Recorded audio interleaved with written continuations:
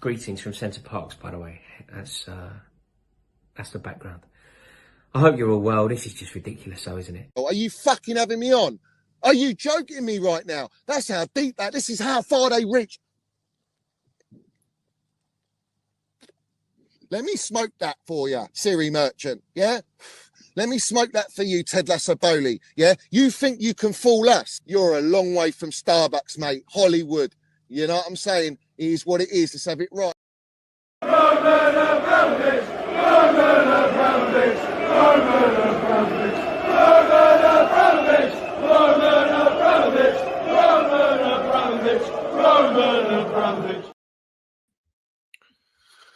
So have it right, up the Chelsea, up the Minerals FC. Big up to every single one of you live and locked in up. Everyone is doing well and winning in life. First and foremost, I want you all to smash the piece of that like button. If you haven't smashed it, smash it right now. If you haven't hit the subscribe button, make sure you do so.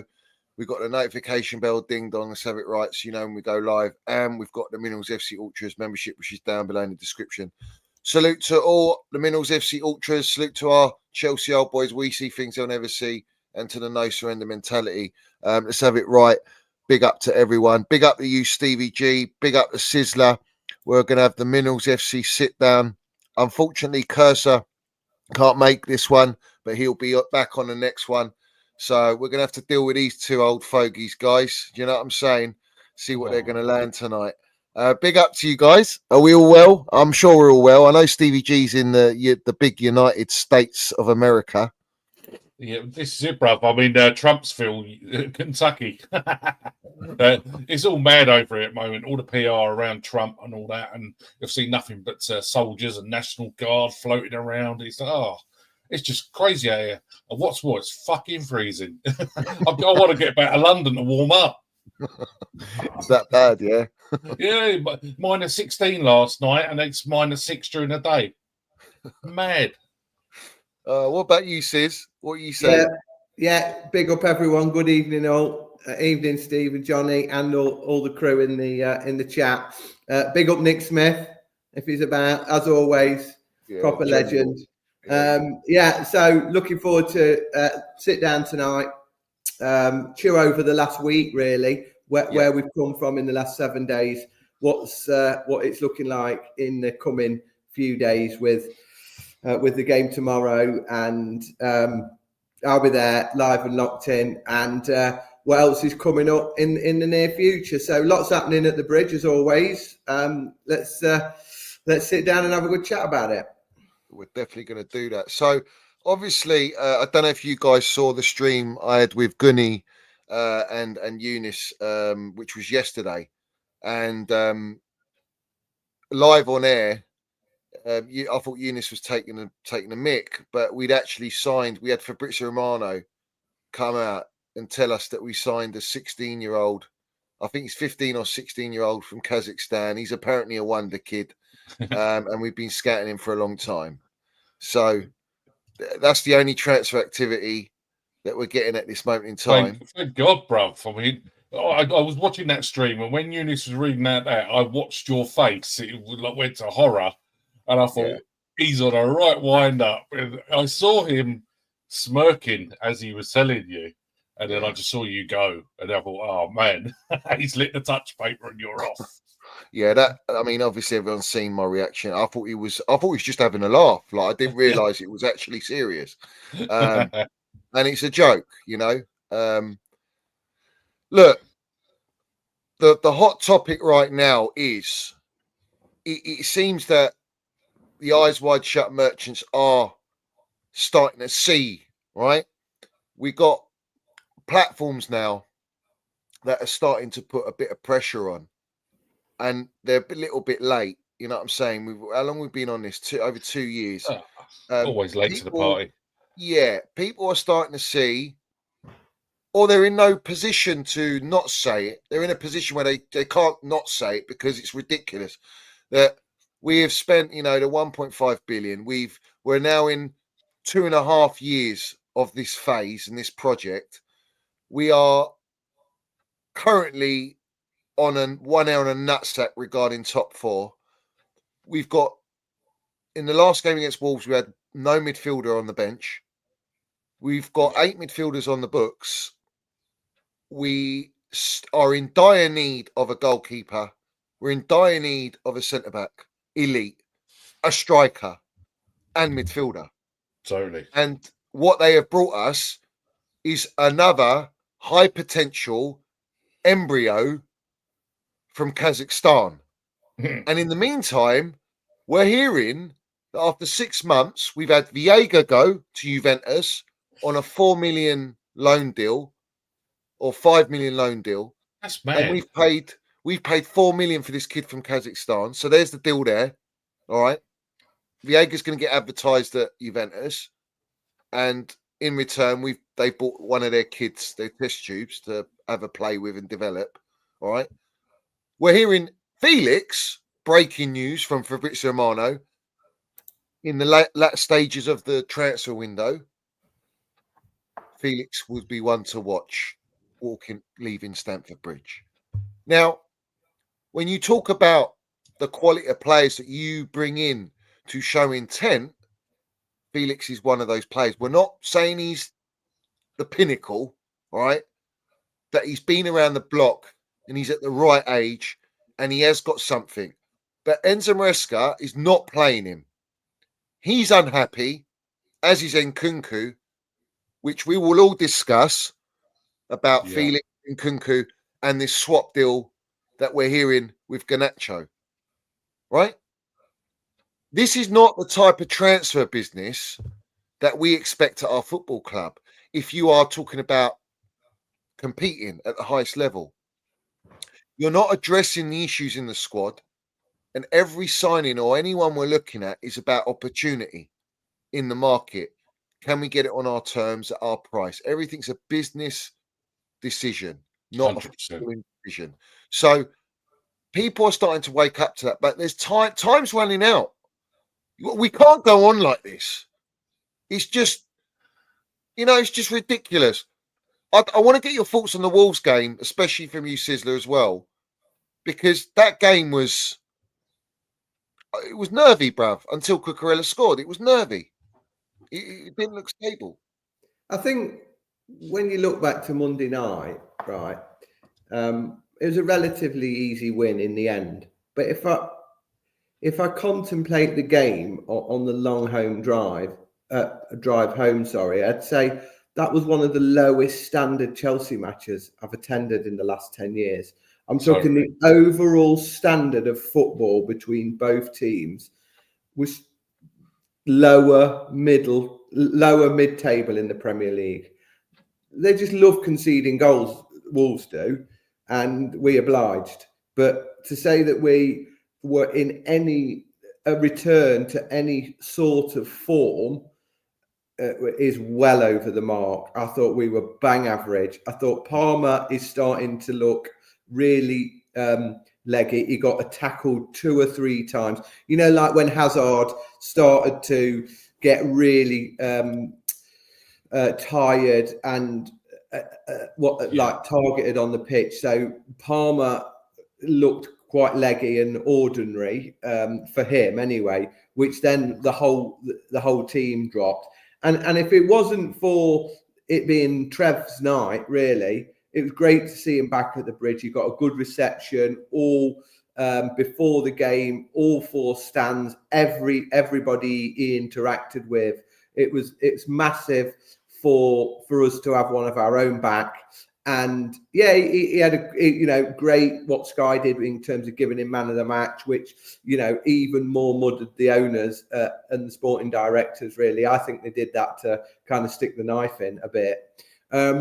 And yeah, it's great to have Trev back, but let's not, I like him, but in a great Chelsea team, Trev would have been the guy coming off the bench for the last 10, 15 minutes, wouldn't he, to shore up the defence. So he's a good kid. I like him. I've met him. He's me and my lad have met him. He was sound to my lad when we met him. So yeah, but he's not a full elite hardcore player. And I just thought overall, it was like it's a typical Monday night game on Sky, whereby you've got 2 mid-table teams not involved in Europe. they're not playing Tuesday, Wednesday, Thursday night, so they can stick us on a Monday night, which, by the way, Monday night's shit. Nobody's up for it. What's the name? You wait all weekend, all the other clubs play, and then you've got to, what's the name? You've got to go out on a Monday night. Fuck that. Thanks. Yeah. So I don't think it was a helpful fixture to have to stop the rot. Don't get me wrong, but do I think that we're returning to a level of form that will stand us in good stead against Man City, who we haven't got a win against since May 21? Tommy T. Yeah, Kai Havertz. It's the standard of football at Chelsea it's as worse as it's been in 3 years, I believe. And you might say, well, what about that season when Jellyfish Potter got sacked and we had Lampard? But you context that all the players they were all, it was like rats leaving the sinking ship. There was all contracts, players down tools. If you take that aside of it, you think about from the moment they took over to that game on Monday night, arguably the worst we've played. So in terms of the product on the pitch, if you want to call it that, I think we're heading for between 8th and 12th, in my view. I mean, the Chalobah, I agree, he's not elite, but he's the best central defender we got at this football club. Without a doubt. And that tells you the squad building, the strategy is an absolute shambles, and it's not at a high level because they've ripped out everything. I think if you have Trev, like last year when we had Thiago Silva next to him, he shows levels because he's got a general there, an elite, experienced centre-back next to a Trev. When they both were playing last year back in the season, I don't even think we conceded like one goal or something ridiculous. No, we had a great record, didn't we? Yeah, and that helped us get 6th position. Obviously, Gallagher in the midfield with Caicedo, and you could see something there. Poch was doing something there, and he wanted to keep Trev, he wanted to keep Thiago Silva, and he wanted to keep Connor. And because of that, they got rid of him because he's not abiding by their yes man model. And I want people to understand, Poch lasted 5 years under Levy, and you have to be a yes man under Levy and deal with the scraps that he's feeding you. He couldn't even last 1 year under this ownership we got at Chelsea.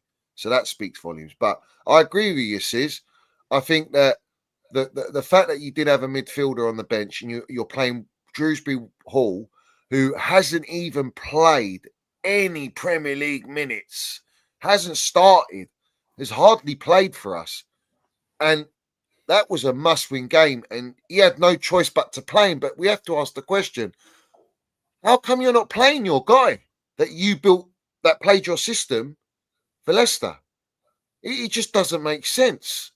We know why, but if you look at people, how are people not asking that question? It tells you that was a sweetener to make everyone believe that they're backing this manager because this guy's up for sale, bruv. You know, they're looking to sell him. So you're playing a player that's in the shop window. You won't play Nkunku, though. You won't play Felix. You don't want to risk injury, but you have to play Wedding. So it's just a shambles. It's embarrassing. And you're looking, and then you look in the market, right? What they're looking at. Look at the players they're looking at, bruv. All substandard. Ross. Yeah. I think you've got to recognise now that all of us as football fans, as Chelsea fans especially, I've got ingrained kind of knowledge that when a club buys a player, it's for the improvement of the team on the pitch. But what people are beginning to realise, and for some people it's taken 3 years, that the ownership isn't buying players to improve performances on the pitch. They're not. No. So, but it's really difficult because every time we hear of a player, we revert back to that joy that we had back in the days when we used to sign. I can remember when we signed Werner and we signed Havertz, I was buzzing. It was lockdown. They were like the hottest properties in German football. And don't get me wrong, you know, I'm not here to debate their Chelsea careers, but we were actually going out as a statement and getting the top number one striker in the Bundesliga, the top. Now we are not buying players to improve performances on the pitch. We're not. So we've got to redress our way of thinking in the fact that, I don't know if you said, Steve, I'm actually don't like when Chelsea sign players now. I'd rather we didn't sign anybody because it's just embarrassing. Get off all this nonsense. I'd rather the Enzo come out saying, we're not buying anybody, we're not selling anybody, we've got a good enough squad and we're going to try and improve what we've got. Because every time we're just getting worse and worse. We're like the kid who's swapping an ice cream lolly in the sun, and every time the next person gets it, it's fucking melted a bit more. Do you know what I mean? So we've got rid of players who would adequately get in our team. Loads of our Cobham players, you talk about Hall, you talk about Livramento, you talk about Gallagher, you talk about Imu went to Villa, Tammy, loads of players, Tamori, all of those players would get in our current team. So I just hate the window.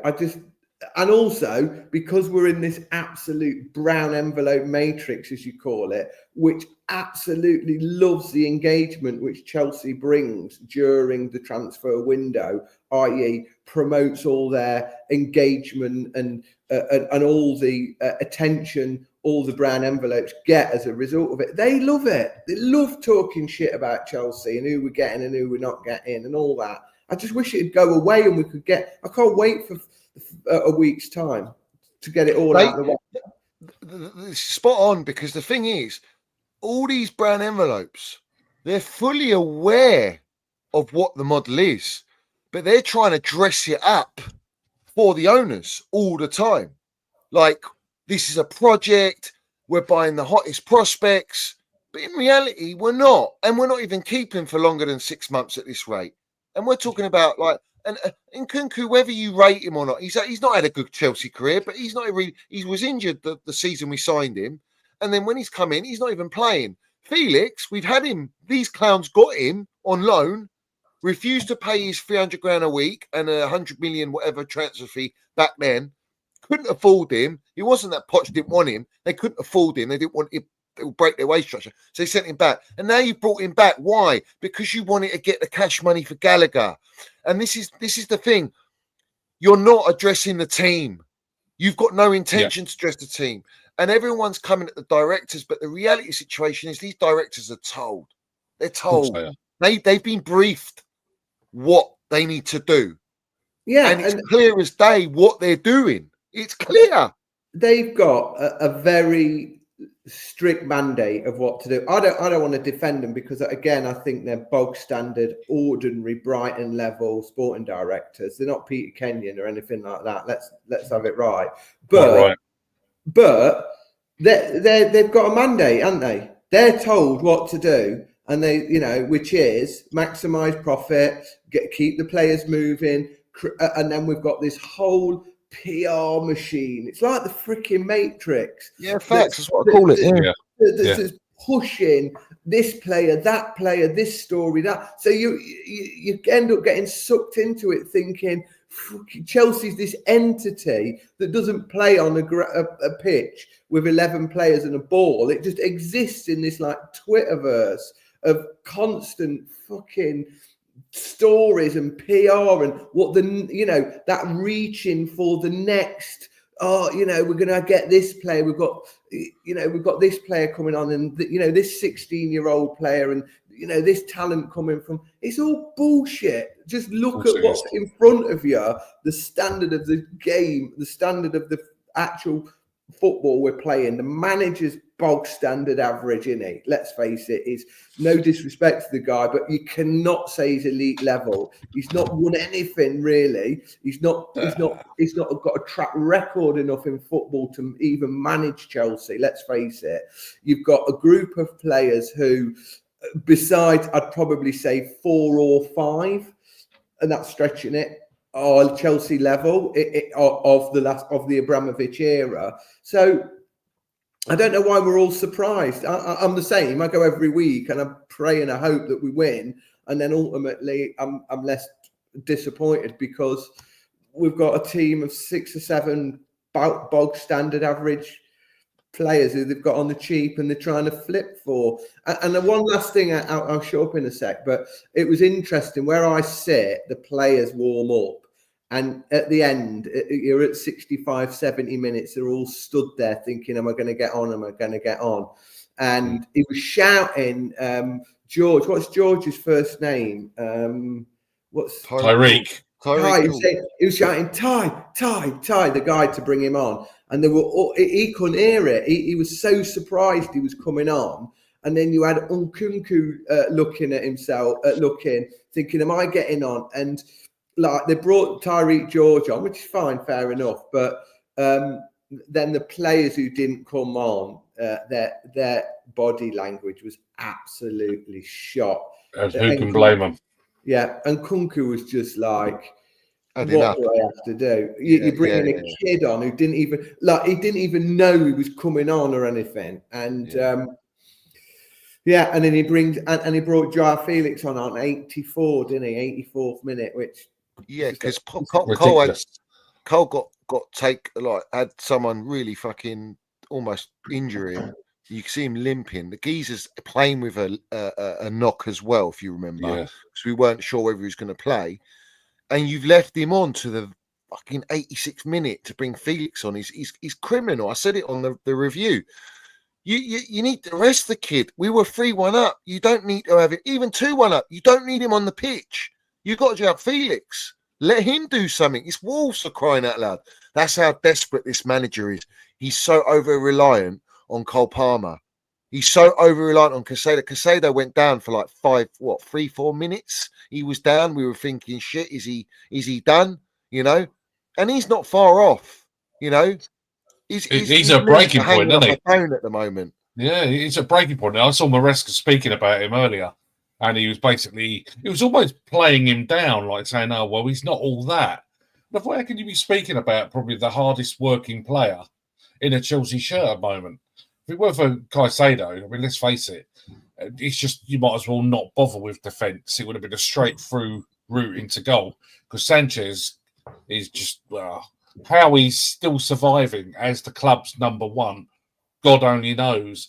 And funny enough, the other day you said, "Has anyone seen Mike Penders? Does anyone want?" I watched a game over here with Mike Penders in it. Then I looked at his stats afterwards. He's played 4 games and he's let 4 goals in.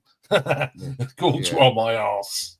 and speak, exactly. So speaking on Sanchez, Maresca's come out today saying Robert Sanchez is okay. It's a matter for me to understand that anything can happen. How many times has Moises missed the pass? Many times. How many times has Nico missed the goal? Many times. How many times has Noni missed the cross? Many times. Robert has made 4 mistakes. Like, what are we like? I get a manager defending your players. Exactly. Yeah? He ain't made 4 mistakes. He's made fucking in one game. What game was it? He gave the ball away 12 times. 12 one times, of them was a goal. Yeah. Right? He's waffling. Yeah. Of course he is. He's full of shit, just like the owners. He's in the pocket at Clown Lake, and we know that. That's their guy. He's their mouthpiece. But I don't know if you saw a picture of Enzo today. Yeah. If you saw the picture that they clipped him off, he looks hagged, bruv. Like, he looks like run down, worn out, stressed, bruv. He don't look like when he first came to our club. He's aged. And I'm telling you now, all of the coaches are, don't they? You fancy it, Johnny. I mean, you see, even Potter. I mean, I know Potter was a bad coach, manager, whatever he was for us. It didn't work for him, and I don't think he could handle the pressure. But he came in, he looked quite fresh, he looked quite confident. By the time he was done away with, he was relieved. Poch, who remembers the pre-season when he came in? He looked cocky, he looked arrogant, he thought he had a bit of swagger about him.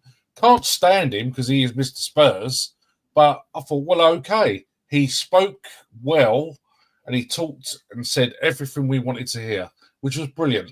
Then gradually, about just over the halfway mark through the season, he started dropping truths into his conferences. Then suddenly our games started improving. And that's where you think, do you know what? I've had half a season of this bollocks. It's not getting any better. I'm going to play it my way for the rest of the season. If they sack me, they sack me. And Maresca, when he came in, was exactly the same. He spoke very well. He gave us all enthusiasm. Everything he was saying, you thought, do you know what? He might have something about him. And now you look at him, he's starting to call out his own players. He's just an arsehole, just like the rest of them. And it will come to a point, where he's Italian, he's hot blooded, isn't he? He'll probably have enough, and he'll land it like Poch, and then he'll get sacked for it because he's clearly not being supported, he's not being backed, and I think it's clear as day you can see that the fact that he didn't want Joao Felix, you bought him anyway. They wanted him because of Gallagher deal, so it's like you got to take it. End of. He's refusing to play him. Felix is pissed off because he signed an 8-year deal to 2033, all right, or a 7-year deal. So he's got out. It's like, listen, these lot are trading like in the Wall Street market, bruv. They're literally trading with players using our elite football club. It's like we're fucking JP Morgan or something. You know what I'm saying? And we're just flipping players like in the stock market. I'll tell you what, Johnny, that was really clear in the Kellyman signing. Because if you remember, when there was rumours about us getting him, he was valued at 500k. And then when we actually signed him as part of the dodgy deal, we paid 20 million. And I've seen him play once in the reserves, and he was subbed off because he was shit. And we've not seen him since. So it is, as you say, it is all money ball. So you do a deal for me, I'll help you out further down the line, and I'll buy someone from you. And it's the same. We're doing it for United now. Well, this is the money shot here, right? Because when you look at this deal for Garnacho, it's been reported as well that United are struggling. They might breach PSR, yeah? So they have to sell either Rashford, which they're struggling to because of his wages. No one will pay his wages. So he's looking at a loan deal. Who's the other player? They're not going to sell Maino because they're rebuilding with him. Garnacho's the next one down the pecking order. It's almost like they're forced to get rid of Garnacho. Chelsea are playing on that. But at the same time, what did Man United do? They bought Mason Mount. Of course. And if you remember that deal, because I know it like clockwork, they were waiting for 70 million. United pulled away 55. They said, it's take it or leave it deal. The clowns went back on their knees saying we'll take 55 because they were that desperate to get the deal done. It's a similar situation now where it's going to come to closer to deadline day or whatever, and they're going to throw in Garnacho and go, look, we'll give you this, and how about you want Nkunku? We value Nkunku at 70 million, even though he hasn't played for 2 seasons for it or 1.5 seasons for us, but we want him at 70 million because Kvara's gone PSG's worth that. Shut up. What are we doing here? So this is the only way they're going to do a deal for Garnacho. You're not buying him because it's what Enzo needs and it's what Chelsea need, because we don't need another winger. And what are you telling me? He's going to sign just because he's Argentinian, sells second most shirts at Man United. He's a little pal of Enzo Fernandez. He can bring the Argentinian market to him. He's young. He's got data for them to go with. He's got Premier League experience, and he's only on 40 grand a week. It ticks every single box for their model, but it doesn't tick the box that's right for the team. And that is the problem. We're buying players that just do not suit what we need. We need a goalkeeper. Go and buy a fucking world-class goalkeeper. What are you mucking around? You spent how much on goalkeepers? 8 goalkeepers we got. You could keep 2 goalkeepers, young'uns, and buy 1 world-class goalkeeper. You're done there. You don't need to address it no more. Same with the centre-back situation, right-back situation. If you're worried about Reece James, go and get someone like quality. All right? No, you've gone for Gusto. You're building Gusto up to sell Gusto. He's not going to be there, right? Midfield, like Caicedo's the only one, bruv. Lavia ain't fit. He's never fit. As good as we might it's a real shame, like him, he ain't fit. So he's not available. And you can't go for a whole season with a player that's not available. So again, go and get a Tchouaméni then. But you'll only do a Tchouaméni deal because Real Madrid want Enzo Fernandez. So you're going to have to trade a player to bring one in for the team. Well, what kind of squad building is that? You're meant to keep your star players, right? You're meant to keep these blockbuster signings and build with them, right? We're getting rid of them. And listen, I don't care what anyone tells me, yeah? And the fact that you've been propping this for all this time, you're deluded. You're either deluded or bought to spend 1.5 billion, and we still need a striker. We still need a goalkeeper. We still need a defender. We still need another midfielder. And our wingers ain't even fucking elite, bruv, right? Thanks. Like, what are we doing here? Like, how did you even prop it? Why is it coming to a Garnacho deal for everyone to have a meltdown? It's crazy to me. And we're looking to buy from Man United. It's the worst Man United team. Worst Man United team. And you're shopping there. Tells you where we shop in the market. Yeah, but Alpha Kenny in the chat just highlighted something, and that is by that Carvel.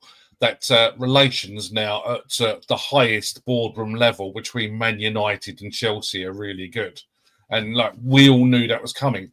That's how it works with all of these deals we're seeing at the moment between Chelsea and other clubs. We never sold players to rivals, ever. It was just unheard of. But because the clowns genuinely don't care about football on the pitch, they are using the club is like trading players, little cards, bits of merch, commodities, and they're swapping people around left, right, and centre. The team on the pitch are the only people that suffer. The fans suffer in the boardroom. As long as they're putting coin in their back pocket, they're happy. And this is the problem we've got. Like, no, I know what the model is. I know their mind, their thought process. Like I said to Eunice, they bought the player from Kazakhstan, the kid, because it brings that market. They wanna play the game of risks. They want to go to every country and take like their young prospects and take their markets. But Barley said it. I want to go to French market, African market, Brazilian market, South American market. I want to go all these markets. That's how they look at it. They look at everything as an opportunity. And they're willing to take a risk on every single player that they buy. And they know that they're not going to make big money on every single player, but the ones that they do, that's where they hit the jackpot anyway. And they're using our club to advertise it. At what point do the Chelsea supporters go, we're not a trade centre? Do you know what I'm saying? We're a football club. We're not like this team we got, as Sizzler started off the show, this team we've got right now, in reality, is a mid-table team. And the only reason we looked better is because everyone this season has had a stinker, right? Pretty much. City are nowhere near the levels what City are. Arsenal have been off the pace ever since the season started, all right? No one expected Nottingham Forest to be where they are, which gives you another example of how far in the gutter this league is right now. Man United have fallen off fucking the cliff, all right? And they're forever in the gutter. You got Spurs who are just above relegation. All these teams were there or thereabouts fighting for top six, right? Yeah. Newcastle, one game a week now. They've gone on a run. They've gained 11 points on us. Yeah. Villa got Champions League football, so they're going to struggle ultimately, but they're still in the mix. So when you deep it and you look at the context and how this season's gone, we're nowhere near it, bruv. Like, we were second at one point, and everyone was getting all excited. Well, of course, everyone was singing Three Little Birds and, getting We've out. got our Chelsea back. Getting out the tissues and whacking one in the sock before they went to the game, all happy and all that. And now it's like, fuck the socks, And I'll tell you the next thing as well is I watched on Wednesday night, I watched City versus Paris. And don't get me wrong, I'm not a massive fan of that Paris team. But if you look at that, the level in which they're playing at compared to Chelsea, it's night and day. They've got a young team full of a few experienced players in there. They've got lots and lots of young talent. They've just bought a superstar, haven't they, to come on, and that's that Champions League level. Since Chelsea haven't been in the Champions League, I don't watch it, especially this new format. But I sat down, I watched that game, and the level that those two teams are playing at is fucking street sweat. And you go back to Nottingham Forest, like Nottingham Forest are a decent Premier League outfit, aren't they? You know, they're not world beaters, but they've got the shit together and they're doing well. But yet they sit second in our league. You look at the standard of some of the top teams, PSG, they would absolutely slap us all over the shop. And you look at that, they've got 4 or 5, 6 talented young kids. They're buying elite youngsters to perform on the pitch. You know, and if you think about, you can imagine what Newcastle's ownership would do if they had the freedom that our clans have got in terms of commercial revenue and being able to spend 1.5 billion and still get away with it. Can you imagine what the intent that they would be showing right now in terms of players on the pitch compared to what our guys are doing, which is just top trump opportunist in the market. This is the thing I was saying, like the PSG game, right? You're right. It's got the blend of experience, young talent. They've got that Barcola or whatever his name is. They've got Hakimi scored a goal. Do you know what I mean? You've got experience in there. But the one thing they got is Luis Enrique. And exactly right, Luis Enrique's a winner, bruv. I wanted this gaffer because he plays a brand of football, but he's a winner. And he outdone Pep yesterday. But Pep was 2-0 up, right? And he played some of his new signings. Mark my words, City looked good in that game. Like there was moments in that game, they looked fucking on it. Yeah, right? I thought they did. And that's the difference when City are not at their best, and you allow a quality team like PSG at home to play, you'll get done. And that's City we're talking about. If we played that game at Paris Saint-Germain, we would have got spanked 6-0. Easy. That's the difference. That's like when we were at that level, when we had Willian, Hazard, Pedro, we played with that kind of pace and attacking intent. And intelligence, solid at the back with Terry and all of that. And I'm not harking back to the glory days in the mid 2000s. I'm talking about the last 10 years. And we came up against a team that was like bog standard average. We'd slap them. We'd be too electric for them. And that's the structural downgrade that's unfolded in front of our eyes. And it's gradually happened. And we're now in this position where we've got one decent attacking player who can light the pitch up. And then, I'd probably add Caicedo, I'd Reece James. I'm reaching after that. Yeah, but it's just the way that the club's gone. I mean, we've deteriorated ever since the Americans have come in. We all had high hopes. We didn't want them to come in because at the end of the day, we didn't want Roman to go. But, the British government, in their wisdom, thought they would screw over Roman, take his billions, and God knows how much in interest, which is still sitting in their account. And not a penny of it's gone out there to a war-torn or ravaged country. And we've suffered ever since. And we've seen the clowns get rid of everybody from the groundsman to the tea lady to all of the staff to anybody that had an elite or quality level, which was paid a fair wage. I'm not even talking about the over-the-top prices. They've all gone. And now we're settling for a bargain basement team of championship quality. And that's what we've got. And I can't see it changing as long as they're owners. And this is facts, right? And this is where you get to the fact. It's a fact what I'm going to say. The only way to stop this is by the supporters. That's the only Without a way. doubt. Because I've said it countless times and I'll keep repeating it until people understand. You will, by protesting, you are feeding them the PR that they fear. You are damaging their image. You are mugging them off. You are putting them under pressure to do something they don't want to do. And then they're forced to show their hand in refusing to do what the supporters want. And then it will get more toxic. And when it gets more toxic, their fellow business partners, silent partners, whether it's with the football club consortium or whether it's another business that they've got, will want to stay well clear of it, and they'll be fearing about their investment. And that's where it gets very, very technical. And these directors and these owners are going to have to make a change. The change I do not want to see is just sacking a director, because the reality is they're going to bring in their own guys again anyway. Of course, they need to change the model. Right, but they can't change the model, is what I'm telling everyone. And the reason they can't change the model is because they spent 1.5 billion.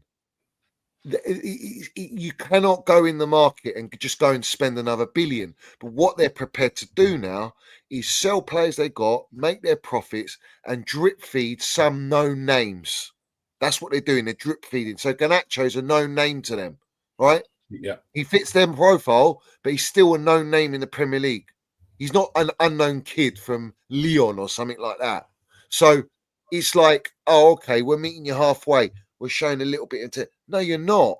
You're not. You're still doing what you're doing, but you're using the PR to mask what you're doing. And that's what I'm trying to say is the protest, it basically will force them out. And Nick Smith, saluting my geezer, because he's landed the minerals here, right? Let me just get it. He said the whole of the Premier League is being Americanized. It's not just a Chelsea problem; it's bigger than that. And that's why Man United and the 1958 are going heavy right now. They are putting pressure. They've had a response from the club, which was a wishy-washy, piss poor response about PSR and all this shit. You know what? At least they got a response. Right. Facts. They haven't. These owners have never spoken to us. They've only done it through one of their conference, Bloomberg or fucking Forbes meetings. All right. They've never apologized about the Trevoh Chalobah situation. No one's apologized about what's happening at this football club. All they've gone is, it's exactly as we drew it up. Oh, we're on course. Be patient. Be patient for what? Be on course for what? For you to further complete your agenda with your model and completely decimate our football team and our club, where you're feeding this illusion, all right, that we're going to be challenging for the long term. And there's too many brown envelopes out there. And this is what I'm saying. If every platform actually fought against this, all right, we could force change. Yeah, we can. We not only can we force change, but it puts it drip feeds from every platform. And if that's drip feeding, just like they use the tier ones to get all the minions to drip feed it down, right? And these copy and paste merchants. If you start gaining these on board, speaking the true narrative, then they're thinking, shit, the PR's not actually going to work, because they're already speaking against what we're doing. Yeah. And look, it's a results business, football. Now, when we were winning at the start of the season, everyone was getting ahead of themselves, all right? The reality is you have to go game by game in isolation. You have to, because I knew in football, watching the teams we've watched, this is not a team that's ready to go anywhere near Champions League. It's just not. We showed how ready we was even before some of the players we have come in. When we went to finals and we lost both of them. Right. Against Liverpool's kids, Klopp's kids, we lost the final. You know, how can that should have been the turning point anyway. Exactly. That for any normal owner, that would have at least made them think, we need to give it a little bit of thought here. Are we on the right track? And actually consult football-minded people. But the owners are just not interested in football at the end of the day. I really don't forget when they came in, they were so cocky, which a lot of Americans are. Surely it would have been more beneficial to them to have a winning team that's sitting there at the top of the league, getting trophies and championships and all that non-stop, bringing in loads of money from the successful spectrum, making them look good.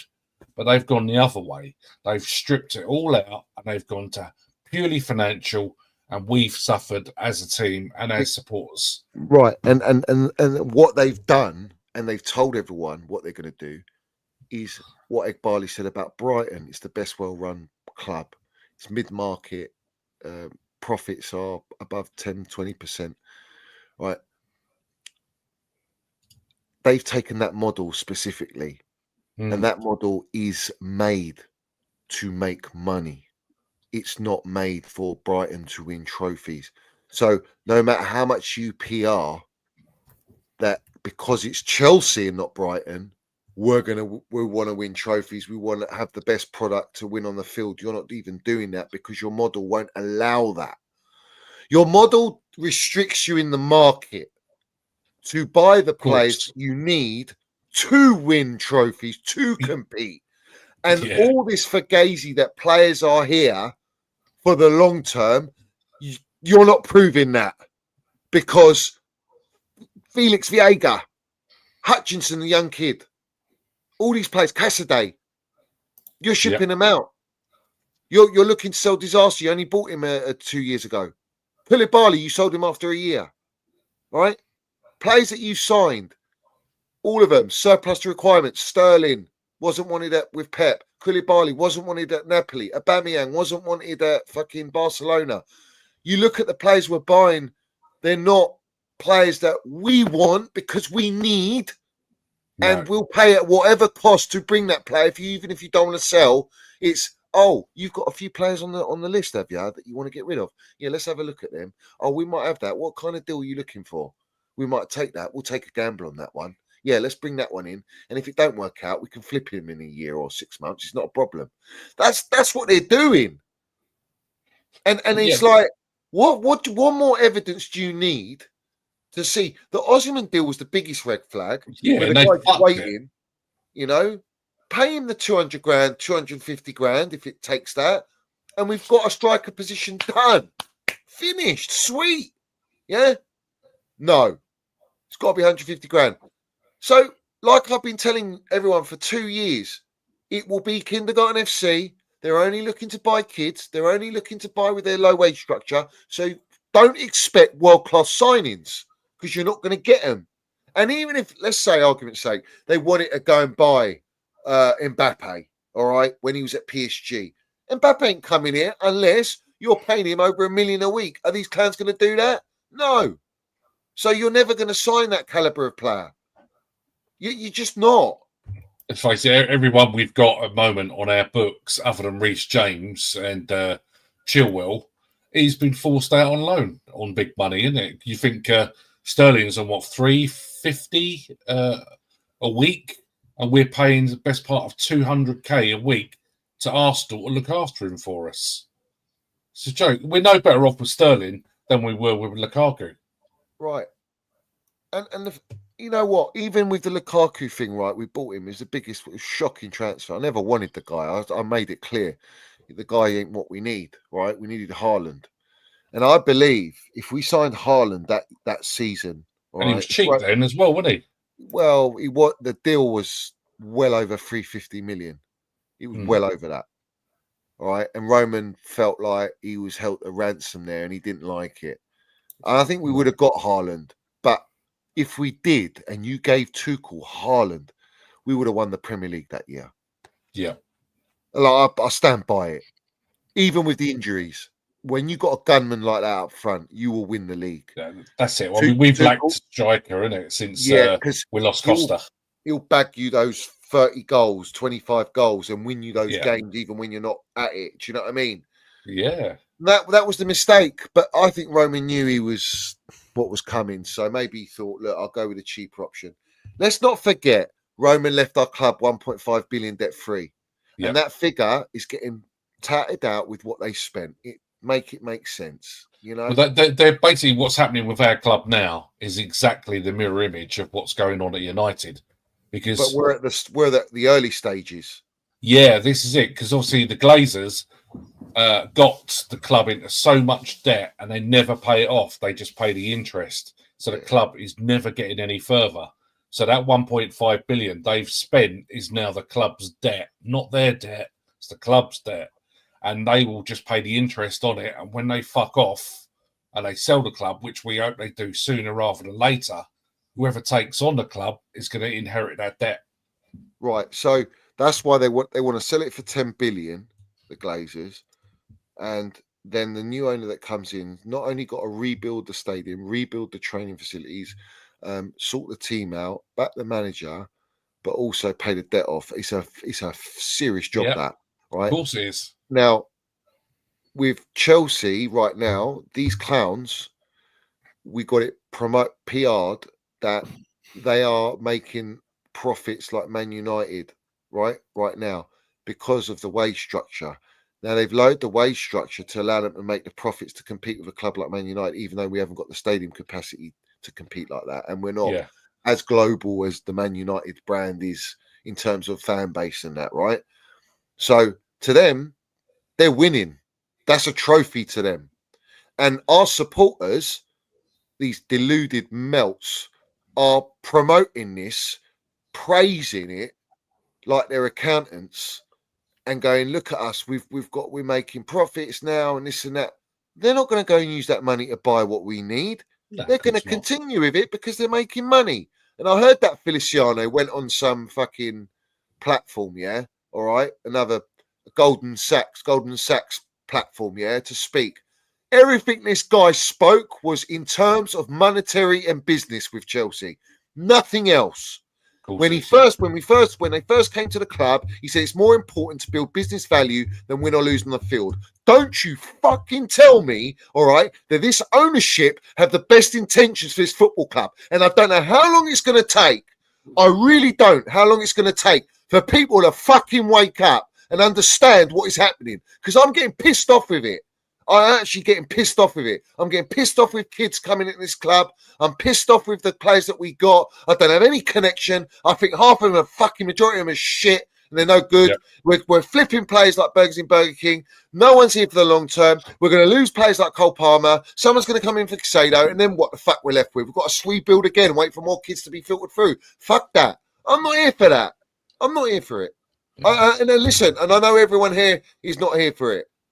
But like, when you're paying your money, go and support your club, and your loyalty and love's been abused week in, week out. They don't give a fuck. No. All they care about is the money they generate.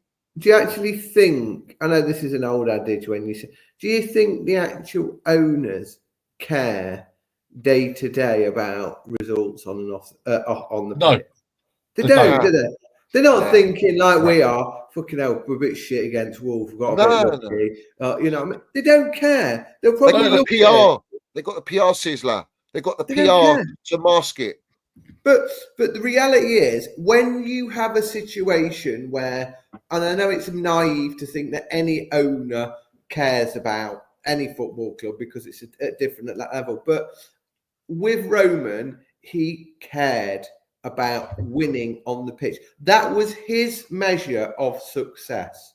His internal measure of success when he put his head on the pillow at night was, how is the team that I'm associated doing on the pitch in Europe? How are we getting on against Arsenal and Tottenham? And how are we, and Man United? These lot don't give a flying fuck. Do you know what? And that is, Roman was like saying to Drogba, was worried about Drogba not getting the goals, and he was thinking, what if you don't score this amount of goals? Oh fuck it, I'll bring you Shevchenko and I'll bring Anelka. Like, he was always thinking of every player, of every performance. He was watching what John Terry said when he was on his yacht. He was going, "Oh, I'm looking at this kid. I like this kid." And John Terry goes, "What the fuck are you?" He's watching Brazilian League. Roman was watching Brazilian League. Not watching data, not watching stats, not looking at his monetary value and profit. He was looking at the geezer, the kid play football. which is how people should be looking at it. You look Right. at football players playing football, not a stat. Yeah, Right. it's like all that bullshit. Fucking, what about that? They had 6 people looking at a player. That fucking egg barley thing. I'd rather have six people who are. Oh, where he mugged it off, out. you mean? He Yeah, mugged it well, off. I'd rather Yeah. that was the model I'd like. You got 6 people at the top of their field. They're experts. They've had like years and years of scouting talent and that. I'd rather have that than some fucking algorithm made by some fucking Twitter nerd. Do you know what I mean? Yeah. No, what you're saying is facts, because at the end of the day, Roman did things for a football reason. He knew what he wanted. He knew how to not only please himself, us, the fans, the supporters. He did everything right on the pitch, and he was totally blinkered on Chelsea, which is what we want. We want someone committed to the cause. Yeah. And I think that, and what I'm saying is, it's not like every owner now has to be like Roman or has to be like our clowns. If you look at the Forest owner, for example, owns Yeah, I was going to 2 say clubs, him. Yeah. owns 2 clubs, so he's got a multi-club model. Yeah, He's a was football willing man. to break the rules last year for him to stay in the league. And they got he took the points deduction. Yep. Look at their, when you've got a situation where, look, within 6 to 12 months, Forest will be better than Chelsea if we don't watch it, right? Yeah, they're signing, they're linked to players like Wissa, like, some good players they're linked to at the moment. They know what it is, right? Is they understand where their club is and what their sort of like reach is for certain players to help them elevate to the next stage. They're going on a actual, natural, correct progression as a football club should do. Yeah. When you look at City, when City new owners come in, it wasn't like what Roman did to an extent where he just went and bought like fucking, he went in, he was trying to get Henri, he was trying to get Ronaldinho, everyone, right? These lot play it a little bit different, but Roman did it in stages. He built it and built it and built it, right? The Man City owner is the closest thing to Roman, except I don't know how much they love football, but the Nottingham Forest geezer, the Greek geezer, yeah, he owns Panathinaikos, isn't it? Olympiacos is, yeah. Olympiacos, yeah. I've someone told me it was one game, and he was in the tunnel outside the dressing room, and he was shaking and hugging every single player and the manager. And what did he do? He never went in the dressing room. And I'm not saying that Forest are better than Chelsea at all. No, we're not saying that. But they're in for Cunha, they're in for Wissa. They are building step by step. We are in front of our eyes. We are dropping step by step. Just because we've got this whole media circus that tries to pretend that we're not dropping, just look at the results on the pitch. Look at our league position. We're playing in the Conference League, man. Do you know what I mean? We haven't won a trophy for 3 seasons. Just forget all of this shit that we read on the internet all the time about how great we are and we're going to be. We're dropping step by step. And we've got other clubs who were light years away from Chelsea 3 years ago who are now starting to swarm around us, and they will fill that vacuum. I mean, that gap is now closing. And a team like Nottingham Forest, they got heritage. They're a cultured club with Brian Clough. They've got a wicked. I like their stadium when I've been. Like, do you know what I'm saying? They've got strong, loyal, passionate supporters. The owner is passionate about football, which is so rare in the game in the Premier League right now, where everyone's American owners and it's all about what buck can we make and flip. And if they carry on, they'll get top 4, which is a mad story, bruv. That Nottingham Forest spending a lot of money, don't get me wrong, but on what sort of players. And it's a given when you allow your manager to do his job and you listen to the manager and you go with trying to build an actual team. Look where it gets you. Even if you're a Nottingham Forest, these clowns are doing the opposite. They're the dictatorship. It's like it's a communism mentality at Chelsea, and there's no respect of you've got this experience, you've got that qualifications, you've got this right. We're gonna utilize all of that. We're gonna try and build a unit together where we're all going in the right direction, and we all understand the process. It's still none of that, bruv. That's all being fed by PR. And the thing is, it's like football's a game of vultures at the top level. You know, one animal starts to die and they're all swarming around us. I mean, you know, Arsenal dropped out of the Champions League, yeah, and did it take 7 seasons to get back? That's us, Tisla. If we don't get Champions League, that's what I mean. We're done. We're like this year, it's make or like we have to get Champions League, because if you don't, players like Cole Palmer, yeah, who's our best player right now, and Caicedo's our most important. These big clubs, this is what I'm trying to explain to everyone. We're not that club no more. We're a club which we feed the clubs that want to challenge, that are elite, with players. We're a farming club. Yeah, we're here to farm players for profit. Yeah. The PR trainers allowed them to implement this fucking model. This is 2 years of this shit. 2 years. Feels like 20, doesn't it? It just keeps going, and that's why I come at all these melts in the fan. That's why I come at the journalists, because they have participated in the downfall of Chelsea Football Club. We should never have been in this position. Never. We were a top 4 club, Champions of Europe, Club World Cup, Super Cup, challenging. Even when we were in a fucking shit form, we were beating Arsenal's, beating Man United, beating City. We were up there, bruv. No matter what, we were up there. Right? Yeah, we might not be winning the league in the last 5 years. Well, what's it now? 7 years? 8 years? How many more years do you want to go? Do you want to go 10 years without a title? And 7 years without Champions League, to sit there on your platforms to copy and paste all the journalists to go, look at us, look at the young players we're buying. Oh, this guy's going to be a superstar. I don't give a fuck what he's going to be. There's no guarantees, my sons. There's no guarantees that any of these players that come to our football club at a young age with high potential are ever going to reach the ceiling that you're trying to promote. There's no guarantees. And especially when you don't have any generals, no experience in your team for these kids to fucking learn off and understand the game of football. You're not going to get it. End of story. And even taking us further back to pre-Roman days, when we had, do you know what I mean, Leboeuf, Desailly, Babayaro, flipping Zola, Deschamps.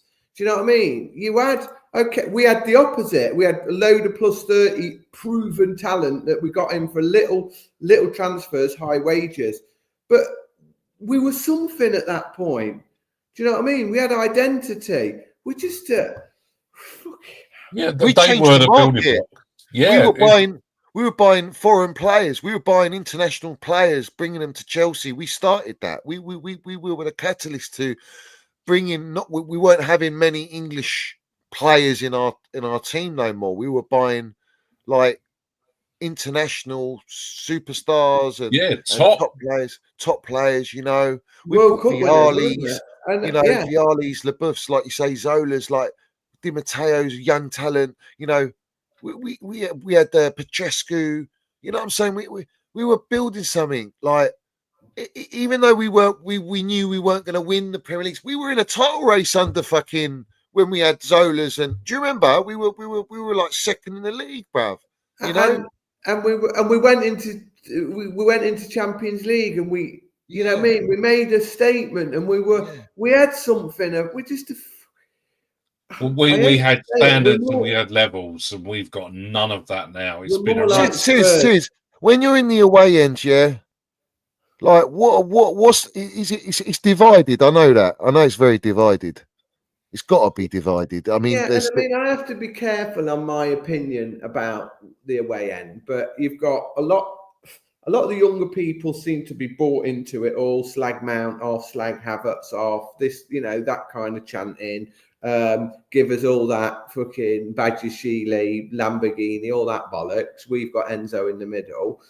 And I think a lot of the people around my age and older, I don't think they've got the fight for it anymore in terms of what you talk about, protesting and all of that. I'm not sure they've got the passion to get on that vibe. They're just going.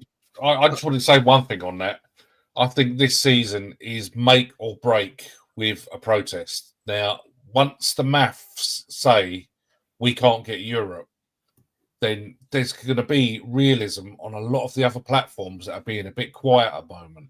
And I just hope it does form some sort of eyes-opening moment where people realise that of our current owners, the only person that's using their own money to own our club is Bowley, because it's all of the investors of Clearlake, which are the money people. Now, a lot of them don't even know who Chelsea are. They just want to see a return on their money, which is exactly how the owners see us. So Bowley's the only one that's invested with his own money, but obviously he's got enough of it to not worry about it as such. And I just hope, for God's sake, once the maths say we ain't getting top six, which I firmly believe we're not. We might be in fourth at the moment, but we're playing City. We're going to be down to fifth as soon as we've played them. And we've got two other clubs snapping on our heels. And let's be realistic. We don't want to be in this position. We should be finishing in the top four every bloody season. And that's a bad season just to finish average top four. It's a bad season. And I think another thing that, and Tom's raised it quite a lot, I've seen, is the ticket issue. In the fact that, I've been home and away for 10 seasons straight, right? And literally this season is a different level of getting tickets. It's harder, isn't it, Sizzler? It's so hard. Oh my God. The year that we were champions, I'd be able to get on, you'd have on a home match, you'd get in, you'd get a ticket, you'd probably have 25, 30 minutes for an away match. I'd be probably getting a 3 out of 4. I'm lucky if I get 1 out of 4 now. And the issue with you've just got these fucking super bots swooping in, taking all the tickets. There's a lot less of an allocation. So you've got less of an allocation because there's more corporate, all that jazz. We know that. But it's not only that, you've got this engine, this AI engine of fucking touts just buying tickets up 10 at a time, and then before they're even on it. They've even put it on their the resale site before they've even bought the tickets half the time.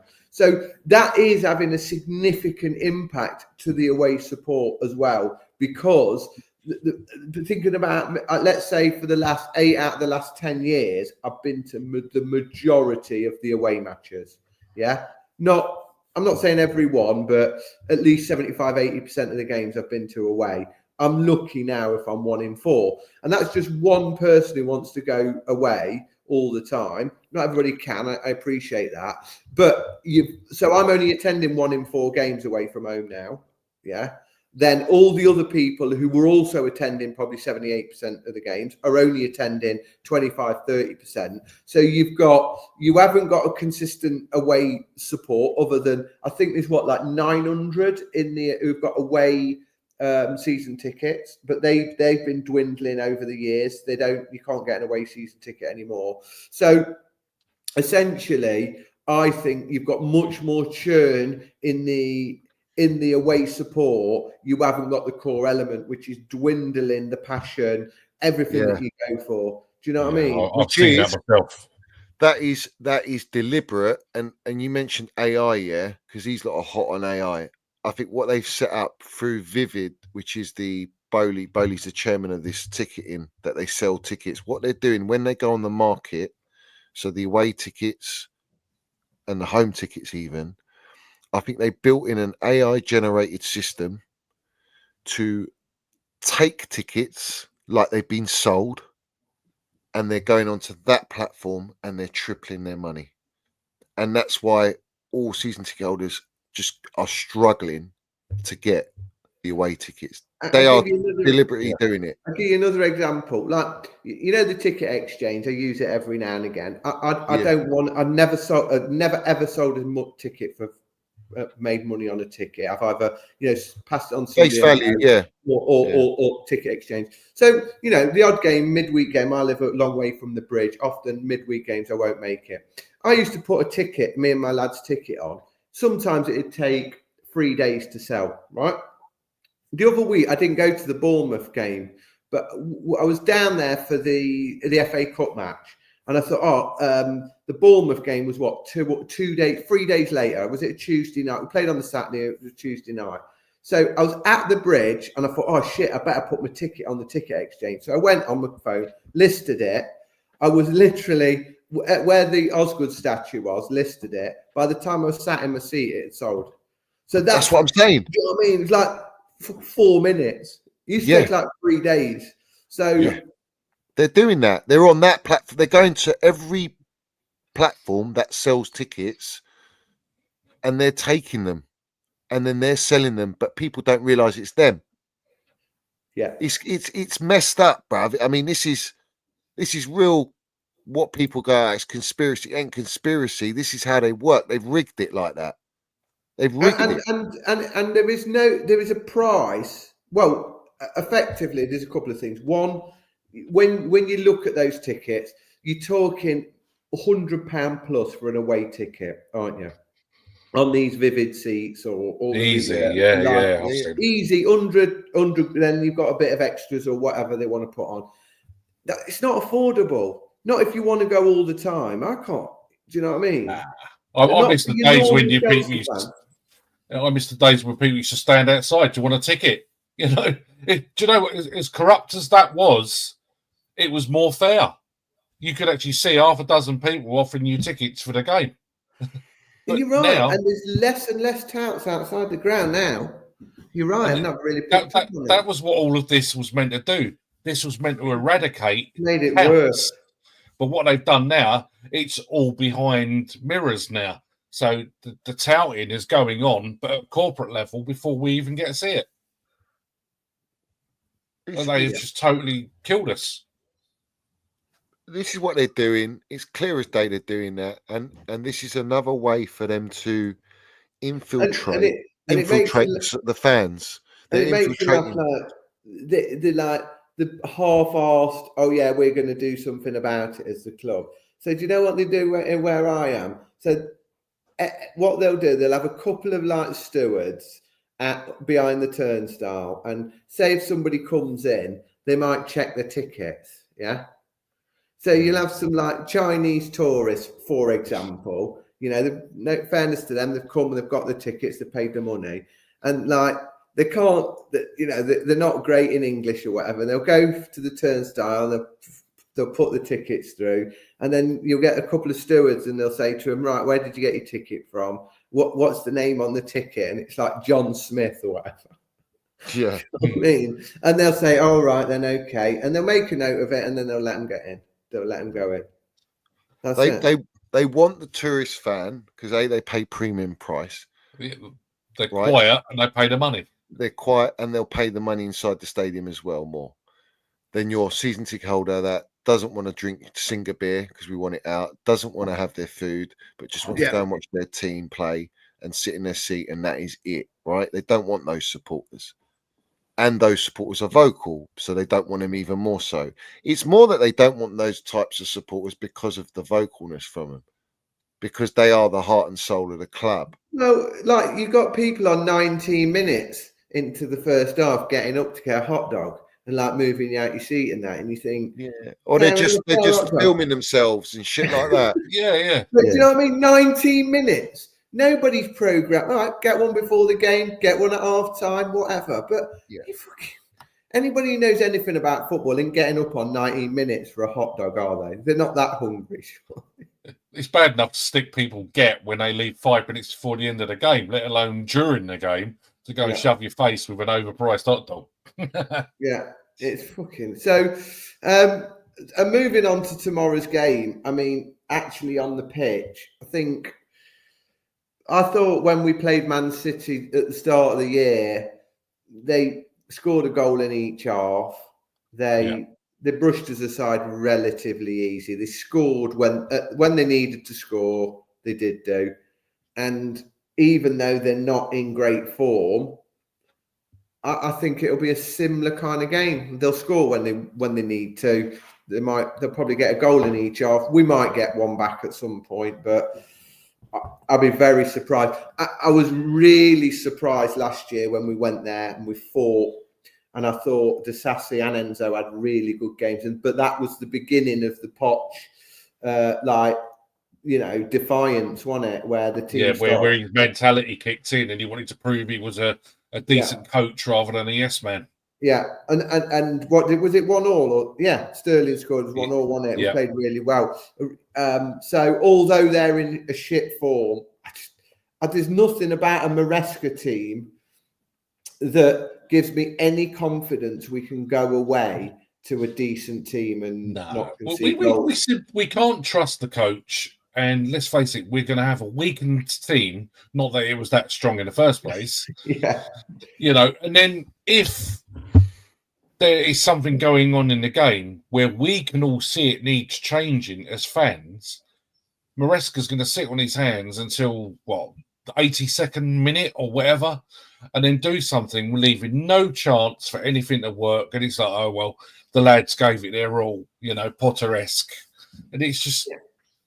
I just haven't got a faith. I think like City are in the mud. Yeah. City are not playing well. Their defense can get got at. The reality is Jackson's firing blanks. Neto and Sanchez have got hardly anything in them at the moment. Caicedo's running to the ground. You're relying on Cole Palmer, which probably Pep will man mark anyway and try and cancel out the game like he did in the first game of the season. And then you're relying on your inverted Cucurella. You can't expect to go to the Etihad, and people are expecting us to just go and beat them. Like, let's just go and do them, And I even said, this is the best chance you got to play City to beat them, right? Yeah, because if you go there with the right mentality, you could catch them, and I think, what the fuck is all going on? Right, but I think, even if you beat them, it doesn't change anything. All you will get is PR, right? Of course. The team is not. It's not got a mentality. And that's why I don't think we can go to. I don't think. Have we won any big game since clearly Jordan came? Have we beat any big team? I'm not talking. Don't say Spurs. Don't give me Spurs. We beat Man U 4-3 on the 99th minute, but arguably are they a big team? Have we beat Arsenal since the Clowns took over? No. Have we beat City? No. Have we beat Liverpool? No. No. We got no statement intent. Our levels of standards have dropped so far. We've gone from being a feared team to a team that's expected to get a result against. So that's 3 seasons, 3 teams. Do you know what I mean? That we haven't played. That's 9 matches, isn't it? Yeah. It's embarrassing, isn't it? If you think about that, 3 seasons we haven't beat Arsenal, Man U, Arsenal, Man City, or Liverpool, home or away. And this season we played United, who are actually properly in the mud. Arsenal completely out of form, where people going Chelsea the favourites in that game. All right, and City first game of the season. The only team we've played in form was Liverpool, and they beat us. And everyone goes, and what exactly my case in point. So we went to Liverpool. They scored a goal in each half. They scored when they needed to. They kept us at bay. Okay, we got that goal back or whatever. But they weren't out of first gear. They weren't out of first gear. When we played City this season, they scored a goal in each half. They kept us at bay. They scored when they needed to score. Yeah. Arsenal, you're right. Okay, we had fucking Pedro Neto's one and only fucking moment. Arsenal are pretty dog shit, I think. I think they've run out of form. But completely. we were from behind. We had to come back from behind. Yeah. And when I look at it and I go, do you know what? If Cole Palmer's not at it, Chelsea ain't at it. They're not. No. And you're relying on Caicedo. Yeah. What Caicedo's done in this season is keep us in games. He's kept us in games to hopefully rely on the Cole Palmer to do his job and score a goal. But one thing no one clocks right is, if you've noticed, since the Everton game,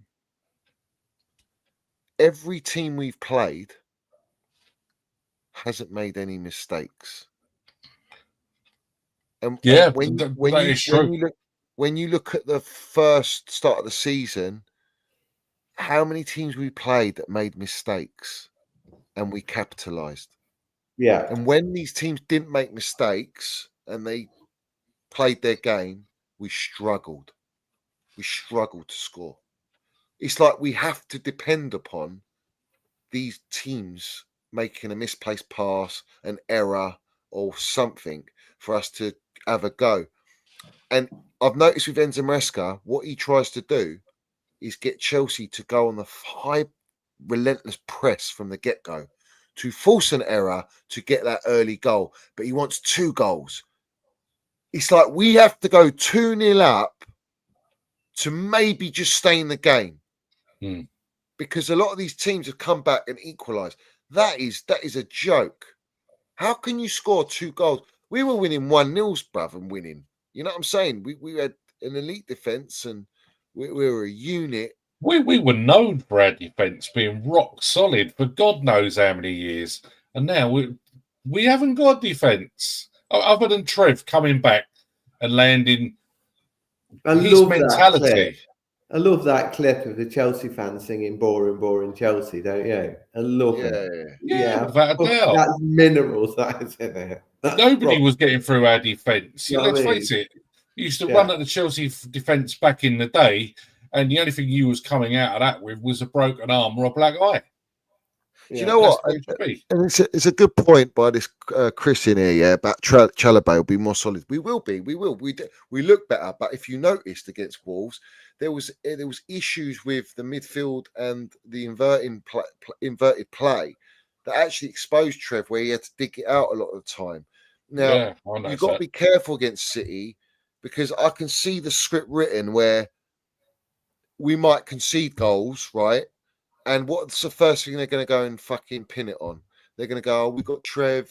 We shouldn't be. We got a better defender now." They're going to feed agenda on Trev and this and that. When in reality, Trev can do what he can do, and he's got the experience, and he's definitely the best centre back we've got.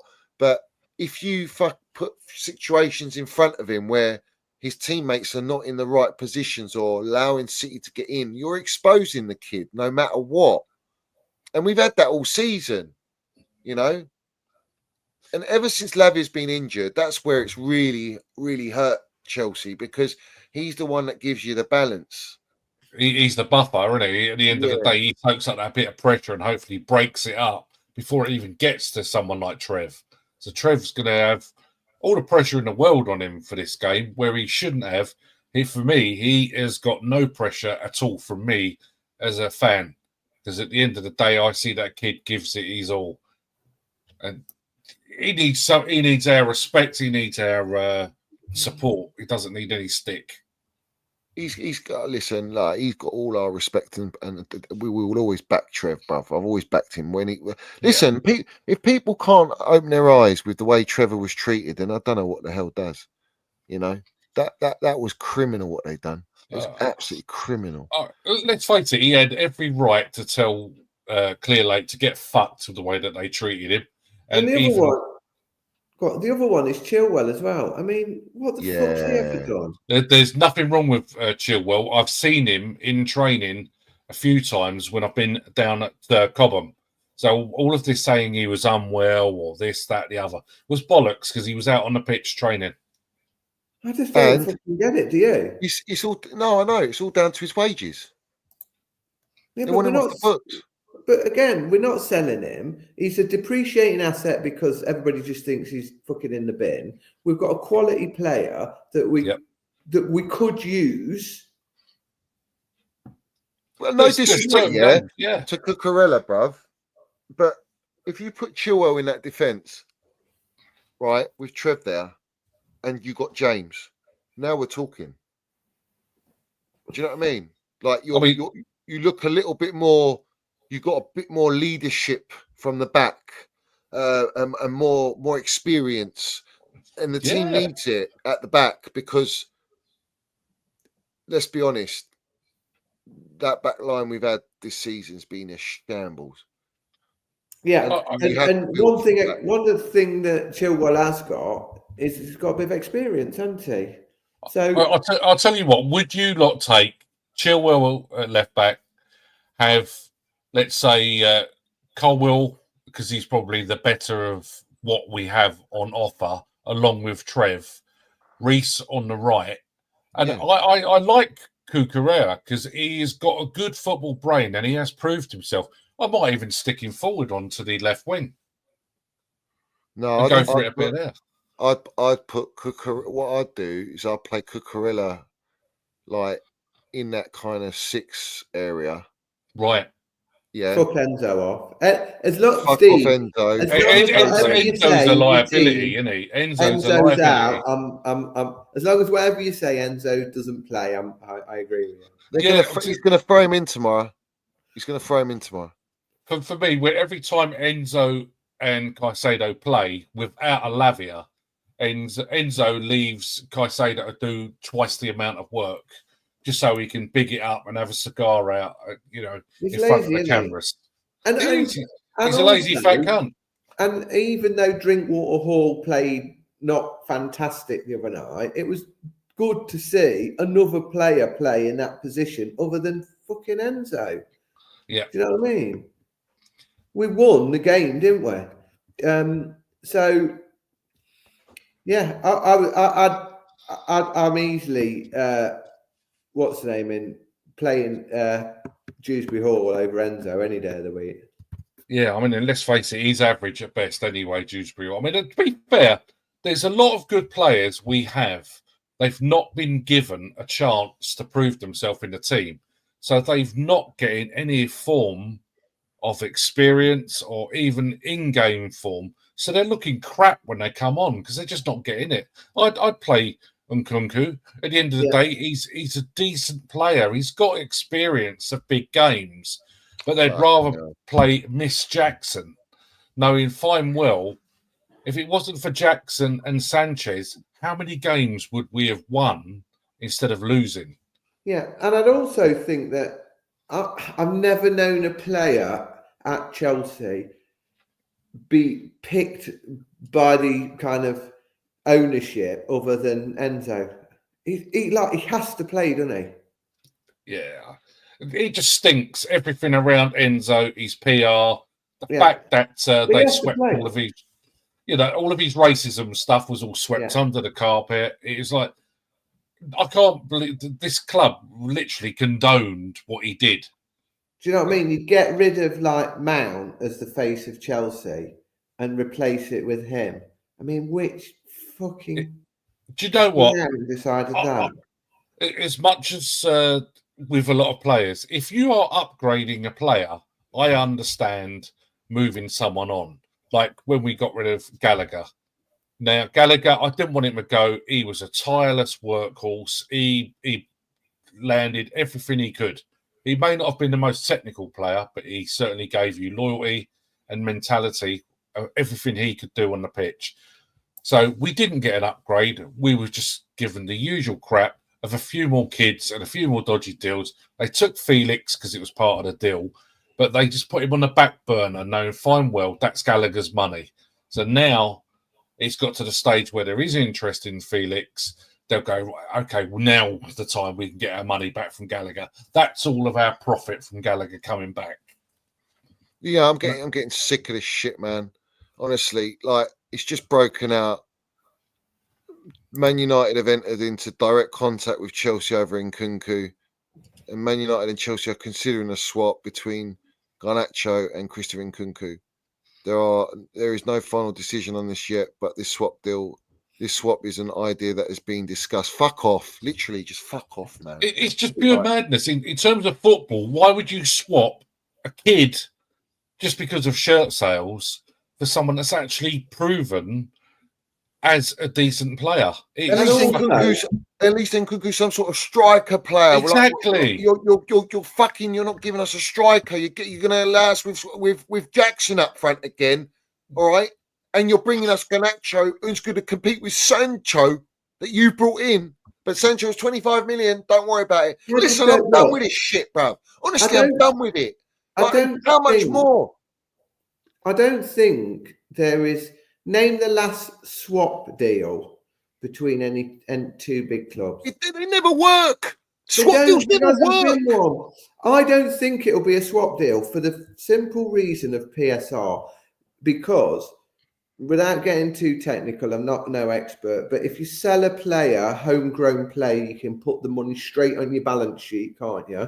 So Garnacho is homegrown, right? Yeah. So if they sold him for 50, 60, 70 million, that would help their PSR. Yeah. If they swap him for us, for Nkunku, they can't do that. No. What they're going to do is Chelsea are going to pay United for Garnacho. Imaginary pound notes. And then United are going to pay for Nkunku, but the difference with them paying for Nkunku is they're going to spread the payments. Yeah. So it is a swap. It's swap. It's just fucking insider traded. Yeah, right. This is how they're doing business. Yeah, every deal at the moment with other Premiership clubs involves another player.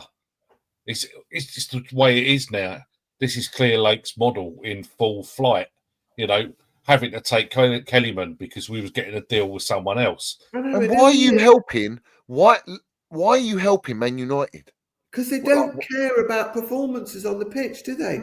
And they don't even care about rivalry. They sold players to Arsenal. They're fucking paying Sterling's half his wages for a loan for him to go to Arsenal rivals. Like there is no loyalty. There's no understanding. There's no respect. It's money is the priority. Money is it. That's all they care about. Money. Yeah. It's money over trophies. It's money over loyalty. It's money over fucking heritage. It's money over respect. It's money over everything, bro. Yeah. And that's why the likes of the 1958 movement, we'll see how that unfolds over the next few weeks. Because I think there is going to be, hopefully, a public, national fight back against ownership of this nature.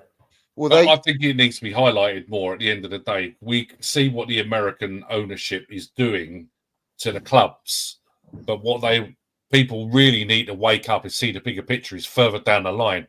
What the American ownership is doing to the Premier League. It is changing the narrative on everything, how clubs conduct business.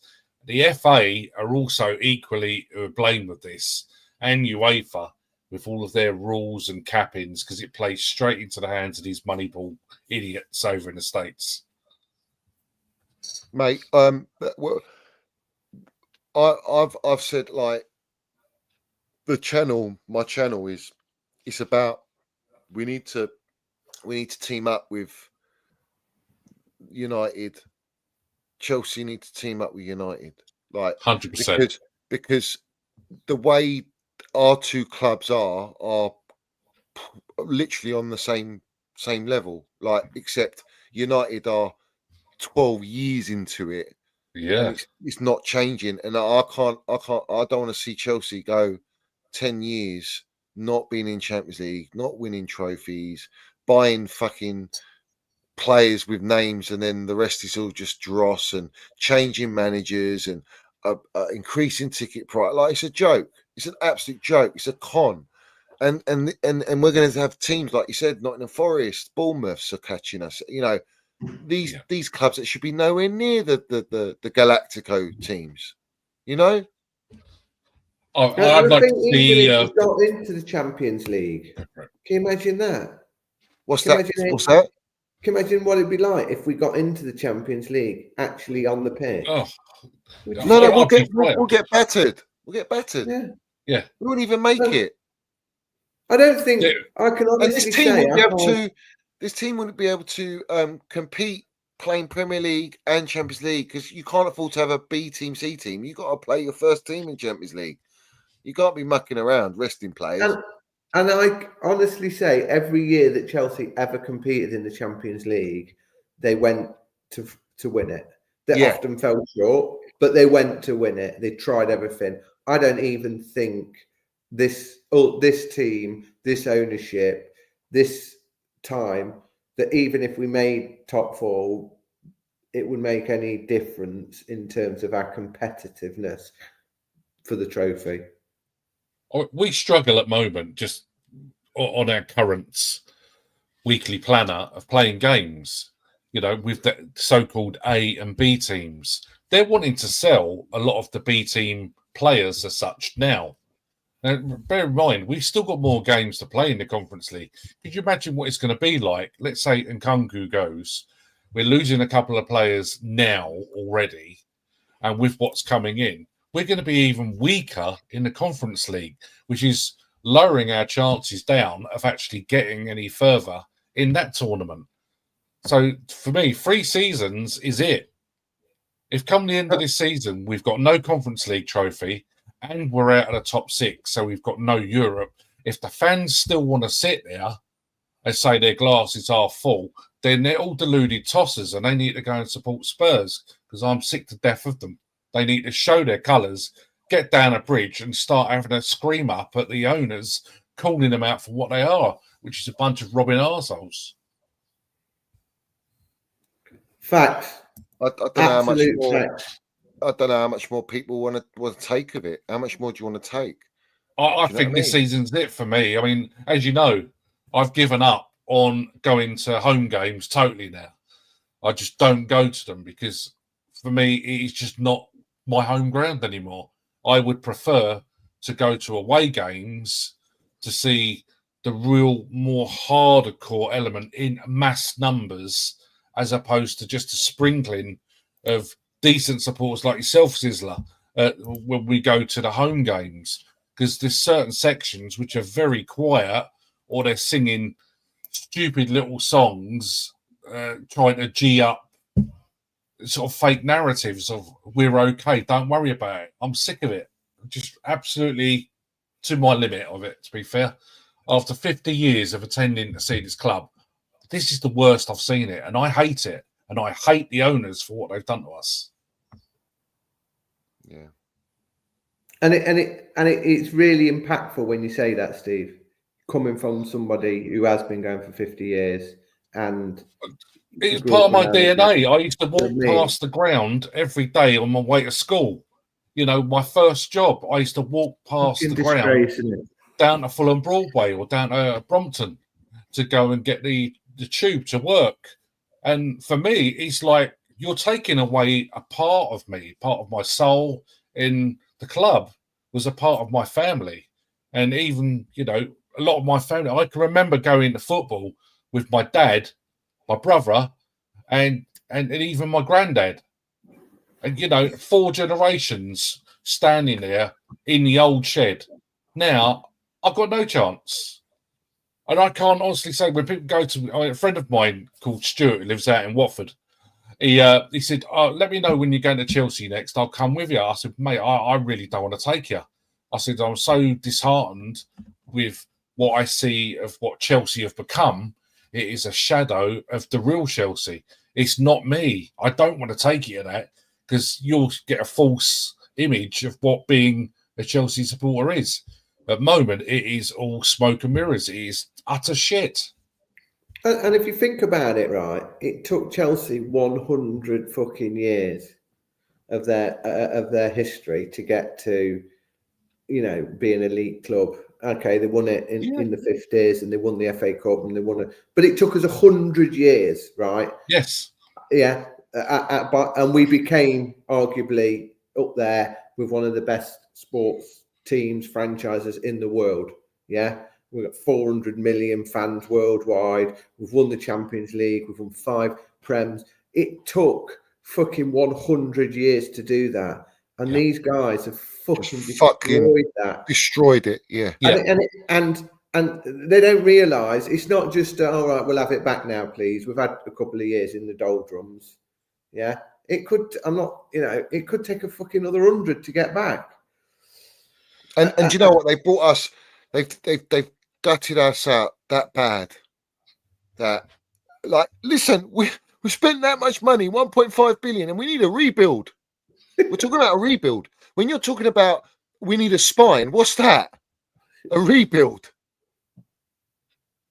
Do you know what I mean? And imagine an alternative, what's the name, scenario whereby Roman had the club took off him, right? And we didn't have a lot of money. We didn't get bought by any rich owners or whatever. And we had our Cobham team on the pitch, some of the players we spoke about earlier, and we were where we were now, fighting for mid-table. We had Connor. We had all of those players who were Cobham players in a team. Understand it. I'd fucking love that. I'd give me that any day of the week over this load of dross. 1.5 million basically chucked down the drain. Give me that every day of the week. I could get behind that. I could. Yeah, but that's why we love.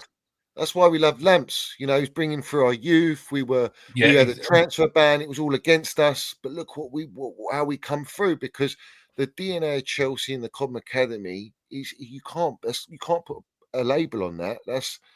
You've either got it or you ain't. It's priceless. And yeah, I was going to say the same thing about Lamps. Obviously, in that transfer ban, the way he brought them down, and let's face it, we had Chilwell bombing up and down on the left. We had James bombing up and down on the right, and they were banging in goals left, right, centre. They were more lethal than the attack we had when them two were on form. And then suddenly it's all gone. It's sickening, mate. It actually sickens me to my core. That's why when Reece scored that goal against who was it? Bournemouth, yeah. Like I had a flashback. I had a flashback of what we were like 3 years ago, it was Reece scored that goal back, when we had that team and we were up against it and he pulled us. It's limbs. Now it's like the only reason it's limbs is because we re-scored it. Do you feel the same if another player does that? It nearly did. Let's face it. If Trev's goal would actually been awarded to him rather than having it nicked off the line. But I think people would have just been euphoric to see Trev bang that goal in. Never has someone deserved the goal so much, and that would have just muddied the clowns to high heaven. They've muddied themselves because they told everyone he can't play Enzo's style. He did very well winning man of the match, getting an assist, and being the best player on the pitch. But we all know Enzo talks shit at the end of the day, because that's the whole reason we've got Sanchez. Oh, Sanchez, I want him because he can play it from the back. Petrovic can't do it, so we'll send it to Strasbourg. Petrovic goes out there, he's landing it, and we've got the clown in goal, and he's our number one. Do you know what? We say Santos is doing really well, Petrovic's doing really well, but at what level, bruv? Like, this is the problem I have, is you can bring them to Chelsea. Are they going to play at that level? Are they going to play at the level we need? They're developing. They're at a club that allows them to develop and play every minute of every game and not have the pressure to win and get Champions League and being. I agree, Johnny. At the end of the day, Santos, I totally agree with on that. But Petrovic did prove himself last season. Yeah, Petrovic's different because he played. He was actually keeping Sanchez out of the team. Yeah, that's right. Poch saw a vast improvement in the quality in goal, so ended up dropping the Sanchez to the bench, which is where he should be now. In fact, he should be at another club. Let's have it right. I mean, for the amount of keepers we've got, he is piss poor. I'd even have Kepa back over bloody Sanchez, and that's saying something. That goal against Fulham, where he basically just booted it to him in the last minute, that did it for me, because I can get making errors or whatever. He's told to play out from the back, and even that one the other night, okay, but when you just aimlessly fucking lose, just boot the ball to their player in the 96th minute. It shows what deluded tosser he is. Yeah, you're just a twat. Do you know what I mean? Especially when your manager says you can't. We're not allowing. I'm not allowing you to just kick it out of play. Keep it. So it doesn't matter if you fucking make loads of world class saves. The best goalies are the ones you don't talk about, aren't they? Do you know what I mean? Exactly. They're sitting there. They're all quiet in the back row. I mean, if he can't play with a ball with his feet, then all Maresca has to do is go, do you know what? I realise I've made you number one and ball playing isn't your best forte. Just say, route one, stick it down the side, stick it down the end, play to his strengths, whatever they are. Because we know he can save the odd decent shot, but it's the mistakes he makes during the game. He is a liability. Yeah, the best goalies are the one you don't talk about. You know what I mean? So it's so frustrating as a real supporter because you see it and you think the manager, the coach, I should say, he must see it as well, but he's not making the changes. And I know it's all being dictated from up on high. Otherwise, a lot of the players which are picked for the first team shouldn't really be in it. The amount of times that Enzo should have been dropped from the scene when we did have more players available. And the fact he's not changing players over now or even giving Mark Gu a crack. I'm not saying he's the be-all and end-all, but Jackson has been firing blanks for God knows how many games now. Anyone else would bench him and say, look, you need to get your act together, son. Yeah. Otherwise, you ain't getting back into the side. He's not doing it. What are we saying? Like, it looks like I kind of just don't believe, that we're signing Garnacho. I still think Inter Milan are the ones that really want him. Yeah. And I feel like it's all a smokescreen. But now Chelsea are coming seriously into the discussion because they want to offload Nkunku. Matt Law confirmed that they want to sell Viega, which they've done. Next on the list is Disasi. Yeah, they've got Drewsbury Hall, Felix, and Nkunku. We're hearing about Felix today with Fabrizio Romano. So they're well on track. Is the transfer window on the 3rd of February? Does it close on the 3rd?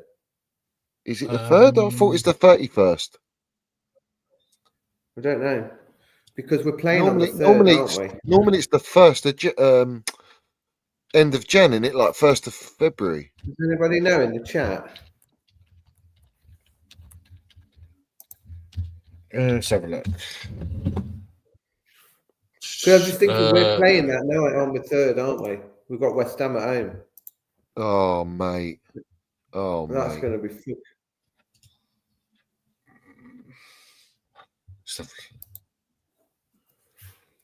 Transfer window. When does it open and close? 11 p.m. Thursday, January 30th. Oh, right. Thank God. No, it says here, transfer window for English clubs will run from the 1st of January to the 3rd of February 2025.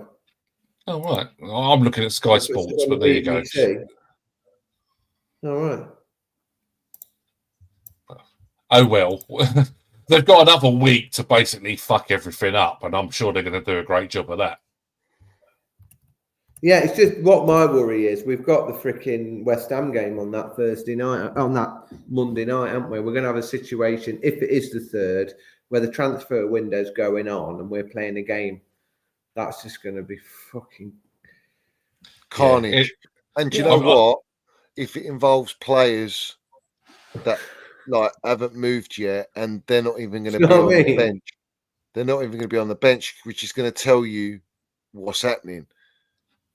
Nkunku, he'll be playing and then he'll get fucking sold, won't he? He'll score the winner and then he'll be off to United or whatever. No, it'll be half time, won't it? The whistle will go and he won't come out for the second half. Mate, by the way, you need to pack your bags. West Ham want Wedding Hall. West Ham want him. They want Drewsbury Hall. It's no surprise to me, though, because all of these players they're wanting to out now, is all of the money that's sat around as such, all done as part of other deals. So they need to cash in on it now to reap the benefits of all of the deals they've done. That's all it is, but it just doesn't help us. The same old thing. Players on the pitch and the team suffers, whereas the bank account is just getting a few more zeros in it. It's just crippling us. What's your score predictions tomorrow? 2-0, 2-1 to City. What, City? City or City? Yeah. I think they'll score a goal in each half. We might get one at some point. That'd be my. They got their new idea. player. They got that Mahmood, yeah, he looks good, doesn't he? As much as it pains me to say it, I think we're getting done 4-1. They're going to throw a statement out. Haaland's obviously, I know, like the fact that they had a bad game in Europe, but against us, Pep against his protege, let's call him. You don't want to lose against Maresca. No, I reckon he's going to go for it, and they're probably going to have us by half time. I just can't see it. I've never felt so low or less confident about a team as I have in this season, because there is potential there, but it's all been ignored and abused, and now the players are not buying into it. We know there's unrest in the dressing room. There's so much going on. The fact that they've had Mudrik's B sample for over a month and they're not doing it, all of the hype over the front of shirt sponsor suddenly went quiet. Yeah. Because obviously our form started dipping. He thought, well, that's all gone. Then we saw, signed bloody Borret and his Mancini. We're getting Garnacho. I mean, it's just going from worse and worse and worse. I mean, what's next? Soon we're going to hear this. Yeah, go on, Steve. Be an offer in for Palmer soon. I mean, it's all on the cards. Everyone's for sale. When you've got that many players that are being put in the shop window, in the press, in transfer window, when you've got that many players that are unhappy, and a lot of chaos behind the scenes. Yeah. No matter how you set up your team, if you haven't got that unity in the dressing room and you haven't got that kind of like full control, you're already down. You're already down in it. You're in the mud. I think Enzo is the one catalyst that started all of this off, because he had so many of the players come out against him when that racism thing comes out, and there's suddenly one little word from the people up above, oh, don't worry, that wasn't racist, it was a misunderstanding. And then people are deleting their tweets and stuff like that. Fafana, who was like gunning for his blood, and he had Badia Sheila and all of that lot all behind him. It's not forgot about. Mudrik's B sample is just another thing. The player unrest at not getting played and sold, everyone's looking. They don't know if they're going to be on the team sheet or on the bus. And Enzo has been pushing for a move out. Like, he wants that move. He wants. I'll pray they do the deal. Yeah, that's right. However, right, he knows he wants that move because he knows one thing and one thing only. I'm not going to win nothing. Yeah, let's get it right. If we were actually going to be challenging, would Enzo want to leave, bruv? No, of course not. He wants the glory. He wants to give it chest, doesn't he? Yeah, bruv. So that's where we are. And Cole Palmer knows his levels. Yeah. He's the only kid that's actually switched on where he needs to be. And let's face it, in his best position as such, as he was last season, he's not getting played there. So he's not even being utilised to his more deadly position. It's just not good. So it's further Febses, yeah? Fucking hell, bruv. Yeah, I just looked at it myself and I see that Sky put out two things, and it was the third at 11 p.m. So we're playing on that. We're playing West Ham on the 3rd, aren't we? Yeah. Oh, they did. I I reckon the media have set that up. They love Chelsea and transfers. That means the whole night they can just fucking rabbit on Sky, fucking Jamie Carragher going on about it. After the game, they'll be going on about it. Switch the TV off that night, I'm telling you. Let's see, fucking Neville and Carragher both going on fucking always anti-Chelsea bias, as they always Absolutely, are. Yeah, and then they flip-flop going, oh, they're definitely in it. They're going to get. I was proved wrong. Shut up, you melts. You flip-flop, mate. You all flip-flop, bruv. They flip-flop like failed actor Jennings, bruv. That's what they do. You know what I'm saying? Yeah. Listen, I fear for that West Ham game. You know that. I fear for any game now, bruv. At the end of the day, we just played I do. Like 17th place. But with City, you kind of expect it. Yeah, City, you expect, and you might get luck of the draw where they don't turn up and they're shit or whatever, right?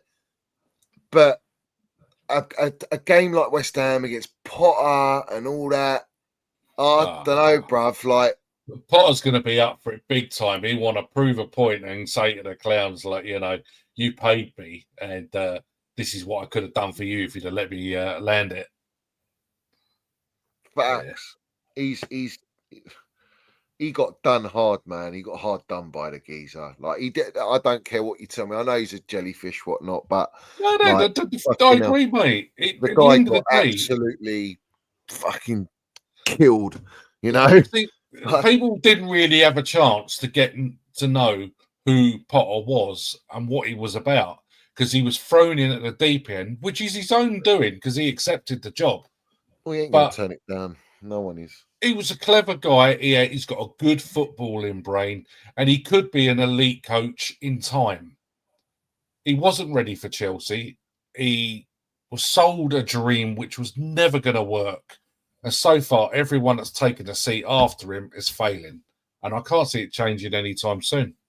Yeah. And that's just where we are. So you're going both losses. Can you imagine the meltdown? Can you imagine the meltdown if we get beat by City, which is likely to happen? They're probably favourites to beat. We don't want it to happen, but it is realistic. Yeah, if you're a betting man, you wouldn't, you know, they're favourites. And then I hope for a draw.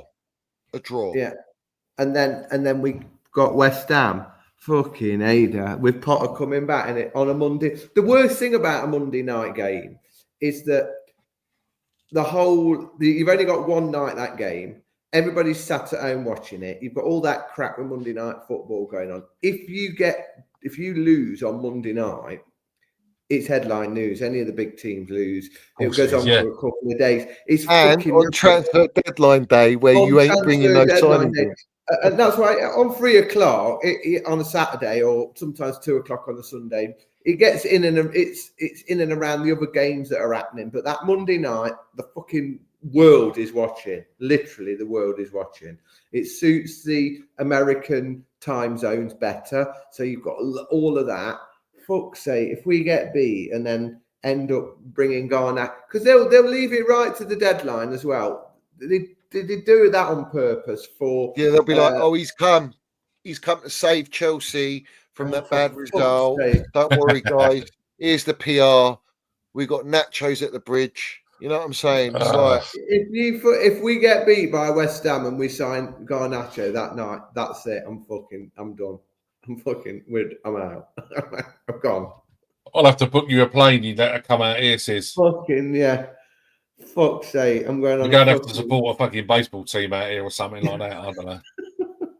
Fuck yeah. I was invited out tonight to go and watch some ice hockey, and it's like, do you know what? I can't bring myself to do that. I just cannot suffer the Americans in my ear roll. Do you know what? Yeah, it's. I don't know. Listen, I go by game now. There's nothing. You can't fucking predict nothing. I can't predict games. I go into streams. I can't predict games. I don't know what to expect. I don't know what Chelsea. I don't know what's going to turn up. I don't know who's going to play well. I don't know how we're going to be set up. The team keeps changing all the time. There's so many players. You're getting so much PR. You're getting so many rumours. Like, it's like fucking hell, bruv. How can you spend all that money and not have a set in stone team? Like that, that's the one. That's where we're going. Play them. I'm worried about Caicedo. Yeah, I am. he is one injury away from the team just imploding. And he's on fire. If we lose to West Ham, I'm going to the fucking Siberian. But isn't Caicedo on 5 yellows as well? Is that right? Yeah, but apparently it goes up to 10 now. Right, okay. So I think he's on 6. I know Miss Jackson isn't far off it as well, but he's irrelevant anyway, or she's irrelevant. Fucking hell. And the B sample comes out on fucking 3rd of February. I think they're holding that off for a reason. They know fine well. I mean, everyone under the sun knows it's positive, but why the club don't want to come out? It's the same piss, isn't it? He basically just pisses in 2 tubes. Yeah. Yeah, it's not like grabs hold of his fucking dick and it shoves it in another bottle. In boxing, you get it like that. Both tests they do it like one day after the other. Done. Job done. That's it.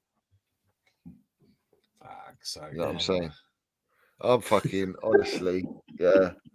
Just laughing at some of the comments. Yeah, well, the chat's always elite on here. There's no 2 ways about it. Yeah. Sloshpot swallowed the B sample. Yeah, pot on all. Fucking hell, bruv. Oh, mate, that's dripping. Took it like a shot of Zambuca. Easy, sis. You fucking got me that one. It tickled me that. You know what I mean? Oh, mate. I don't know. Well, we all hope for the best against City, but it's a bit tongue in cheek saying it.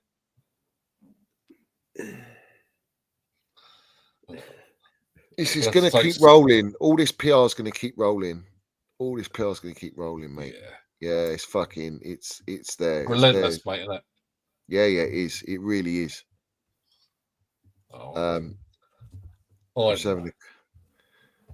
More evidence to call back a midfielder. I don't care if it's stopping them play. Where is the guarantee at Southampton? What's to say when they get admit relegation, they drop him again to let an academy player do the business? They've had no interest in developing our player. Maresca hopes Lavia will be back for the last 10 Premier League games. Oh, for fuck's sake. Hell. It's just fucking a joke, isn't it? I mean, how many games has Lavia actually played this season? Is it 3 or something like that? Mate, he played, the last time we saw him, he played 45 minutes and that was it. And I knew it. What game was it, Sizzler? Fuck. What game did he play? Wasn't Ipswich? What game did he play? Played 45 minutes. It's one of them that we had a bad result against, wasn't it? Was it Fulham? Did he play Fulham? Yeah, I think you're I right. can't remember. The only game I've seen him play where I thought he was really effective, I thought he was brilliant against Tottenham, but he came off in the first half of that, didn't he? I thought he was unreal against Tottenham, one of the best. He got elbowed in the face, didn't he? And they brought him off at half time. Was it the Palace? Yeah. Was it the Palace? Fulham. Was it Palace or Fulham? Oh, no. It just comes off in all of them, wasn't it? No, but he played. Enzo threw him on. We were desperate at that point. He played him in the first 45 minutes, and he could only play 45 minutes. And I said to everyone, "I bet you he plays him. He starts him." And he put Caicedo right back. Do you remember? Yeah, that's right. Yeah. And then he had to take him off, so he put Caicedo into the middle. Oh man, I can't remember what game it was. Fucking hell, how many games has he been out? He's been out 2 games, 3 games. He's out every game, man. The geezer's unavailable, bruv. The guy, they bought him injured. They've done the same with Fafana, really, didn't they? They bought him with a known weak sick record, and he's not improved. And this manager is fucking stubborn with his way of playing. Like it's like I'm only going to play with an inverted fullback. I'm only going to play Cole Palmer as the number 10. You know, it's just fucking ridiculous. Honestly, it's just like Postecoglou, isn't he? At the end of the day, he will not change his style, and even when he can see it going wrong and goals are raining in, he's still sitting on his hands in the 80th minute, thinking, "Well, shall I do something now or not?" I mean, and you look at Fofana as well. He's like fucking legs are like twigs, aren't they? Doesn't take a fucking rocket scientist to work out that he's going to get injured, does it? Don't you think? Fuck's sake. He's got like fucking matchsticks legs, hasn't he? It's fucking, I don't know, fucking mate. AI. Which fucking AI bot picked that up? Fuck the AI scout, man. That needs to be binned immediately. Yeah, I think someone's fucking hacked the AI scout. It's all bollocks. Yeah. It's been set up to fucking destroy us. Fuck, he is bought, mate. It's a rival fan at the end of the day. He's bought the fucking AI scouting software, hacked into it, and is just sending us all the wrong ones. Big up Brian, my geezer. Fucking hell, bruv. We're in the mud, bruv. We are. Like, I don't know what to expect, man. Like, I'm just here for the fucking ride at this moment in time. This ride is depressing me. I've got no energy, bruv. The PR is pissing me off. Like, quite frankly, I just want to go and get a group of people, go and stand outside the fucking bridge and pelt it with fucking rocks at the moment until I see some American owners come out and then ping them. They would never come out. They'd never come out. You remember when there was the rumour of the protest last season? Did you know they put all barriers and everything out expecting a crowd to turn up? Even though it was cancelled beforehand. But they expected trouble that day. So they actually had extra security staff and they put all barriers out, like a match day game, blocking off all of the entrance. I saw the pictures of it and the news like they do at the game to stop the cars coming down onto the... Because they was worried about it happening. Now, if we're into the third season, and it's looking like that is going to be the case, I hope to God the 1958 Man United lot might want to do something with the Chelsea lot and do a combination on, say, May 18th, which is a Sunday game. Is it last game of the season? Oi, Bright Guy, let us know. What are you saying there? That's fucking funny. Did he bring it up? Did he bring it up again? Oh, yeah, the old stickers. Didn't know, but did he bring it up? Is he saying... Did he mention it, Bri? Let's see if he brought it up. I haven't heard him. I can't listen to him. I end up smashing up anything in front of me. Yeah, they're all full of it, aren't they? Yeah. All of them.